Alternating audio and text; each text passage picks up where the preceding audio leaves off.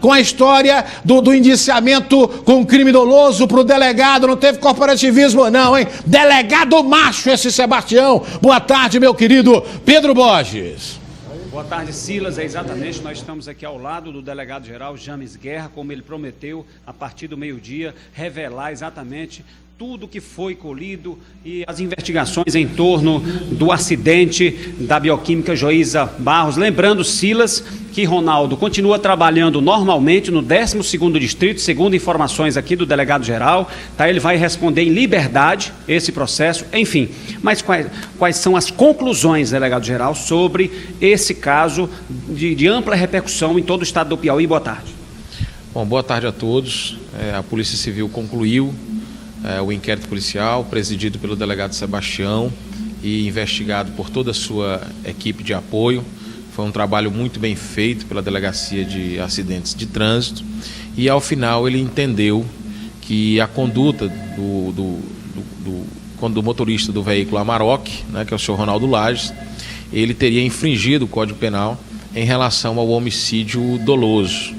Na doutrina, esse homicídio doloso é aquele homicídio que a gente chama de dolo eventual, né? Uma situação em que o sujeito, com o seu comportamento, ele acaba empreendendo uma conduta de risco sem dar o devido valor ao resultado que essa conduta dele possa ter, a consequência dela.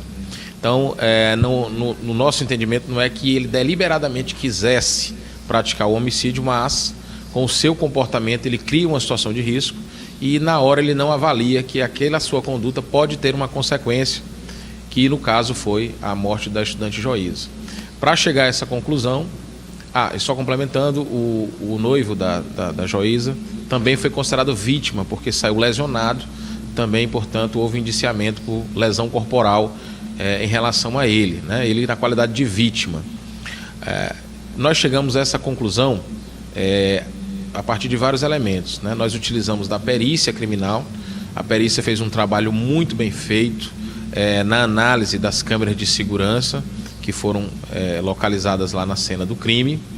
Fizemos uma estimativa, um programa de computador, um trabalho muito bem feito pelos físicos que nós temos aqui na Polícia Civil, e eles puderam estimar a exata velocidade em que vinha o veículo, né?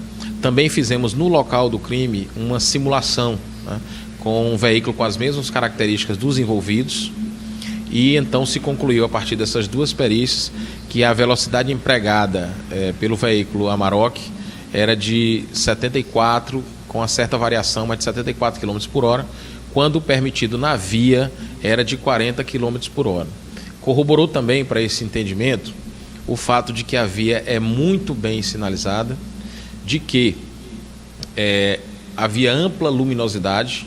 Inclusive, a via que ele trafegava na Amarok era uma via um pouco escura, mas a via principal era uma via extremamente iluminada, portanto havia até uma diferença de iluminação entre um cenário e outro.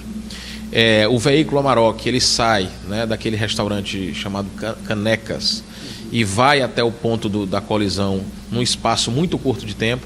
Tanto as pessoas podem imaginar que a velocidade de 74 km é uma velocidade de pouca expressão. Não é, porque a distância ela é muito pequena, portanto a aceleração ela é bastante significativa, a aceleração empregada no veículo. E também com base no depoimento testemunhal, nós colhemos todas as informações e está fartamente comprovado nos autos que a situação foi descrita da maneira que efetivamente está corroborada no inquérito. É importante ressaltar também que, como não houve exame de alcoolemia, não restou comprovado que o senhor Ronaldo Lages houvesse bebido. Não quer dizer que não tenha bebido, quer dizer que não houve comprovação.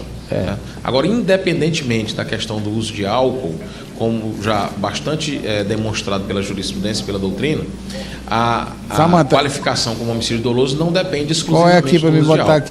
Você pode muito bem, numa situação outra, como um racha, como uma situação de vingança, como de falta de observância das normas de segurança da via, você pode ser responsabilizado também pelo homicídio doloso. Então a Polícia Civil, ela conclui o seu procedimento, cópia dele vai para a Corregedoria, que na sua seara fará uma avaliação sobre a instauração ou não de um processo disciplinar, e nós distribuímos este inquérito que vai para uma das varas do júri.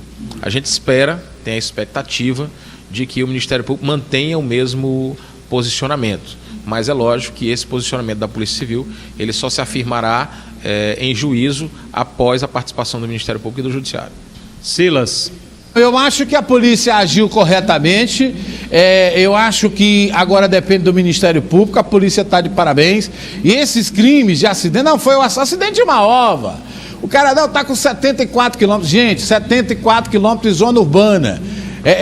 Não é uma velocidade baixa. Os caras, aí é onde está o problema. Agora, delegado, agora eu fico sabendo por que não houve a comprovação que ele tinha ingerido álcool. Por quê? Porque ele esteve no bar, vocês tiveram a comprovação que ele estava no bar. Isso supõe-se, né, que ele tenha bebido. Ninguém testemunhou que esse cara bebeu lá, não? Bom, Silas, quando eu falei que não houve a comprovação, sim, começa, a comprovação material, né, em termos de perícia, porque não foi feito o exame de alcoolemia, porque, como todos sabem, ele evadiu-se do local. Agora, há testemunhos da presença dele no bar. Eu não cheguei a ver todos os depoimentos, mas constam nos inquéritos, né, onde tem um detalhamento da fatura e o que foi consumido.